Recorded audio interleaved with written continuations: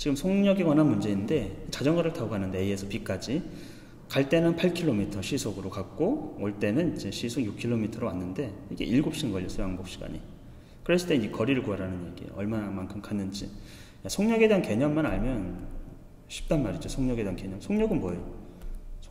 속력은 어떤 거리를 간단 말이에요. 어떤 거리를 가는데 얼마나 걸렸느냐. 예. 그래서 시간당 거리를 얘기하는 거예요. 한 시간에 특히 시속이라는 건 한 시간에 얼마만큼의 거리를 갔느냐 이러는 거죠. 예? 그러니까 결국 거리는 뭐예요? 거리는 예. 여기도 속력에 이제 1이 있다고 분모 1이 있다고 보면 되는 거죠. 그래서 크로스하게 곱해요. 그럼 거리는 어떻게 돼요? 거리는 거리 곱하기 1은 속력 곱하기 시간이죠. 그래서 거리는 속력 곱하기 시간이다. 이렇게 생각하시면 돼요. 그러니까 속력에 대한 개념만 알면 여러 가지 형태를 나타낼 수 있다는 거죠. 그럼 속력은 우리가 알고 이제 거리를 알았어요. 그럼 시간은 어떻게 돼요? 속력 곱하기 시간은 거리니까 시간은 여기 시간은 속력으로 나눠주면 되겠죠. 거리가 있고 거리를 이제 속력으로 나눠주면 된다 이거죠. 아시겠죠? 시간은 거리를 속력으로 나눠주면 된다 이거예요. 그리고 거리라는 거는 속력 곱하기 시간이다. 속력은 거리를 시간으로 나눠준다. 결국에 이 식에서 보면은 우리가 시간을 알잖아요. 거리는 모르고 거리를 x라고 놓는 거예요. 거리를. 따라서 우리가 거리를 x라고 놓자. 거리를 x라고 놓읍시다. 거리를 x라고 놔요.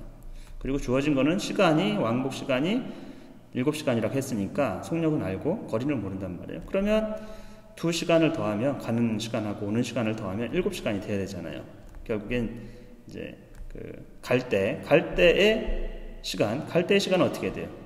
거리가 지금 거리가 x란 말이에요. 거리를 우리가 x로 놨으니까 거리를 x인데 이 x를 속력으로 나눠주면 시간이 되잖아요. 그렇죠? 속력이 8이었어요. 8km. 단위는 생략할게요. 여기서. 근데 시속이라고 하면 시속에 대한 개념은 시간당 몇 킬로미터냐 이러기 때문에 한 시간 그 다음에 킬로미터란 단위를 맞춰줘야 돼요. 만약에 문제에서 분으로 나왔다 그럼 시간으로 고쳐줘야 되는 그런 개념들이 있죠. 나중에 좀 더 이제 어려운 문제를 풀 때는. 그 다음에 갈 때는 그랬어요. 또 올 때는 거리는 똑같죠. 거리는 x 킬로미터만큼 거리를 어느 속력으로 6km 시속 6km의 속력으로 왔어요. 두 개를 더했더니 어떻게 돼요? 7시간이 되었다라는 거. 시간이 두 개를 더했더니 7시간이 되었다. 이걸 풀어주면 되죠. 그러면 통분을 하면 24분의 그렇죠? 3x 더하기 24분의 4x 그렇죠? 이게 7인 거네. 그렇죠? 그러면 이쪽으로 좀 보기 어렵지만 그럼 24분의 3x 더하기 4x니까 7x가 되겠네요. 24분의 7x는 7이 된 거죠.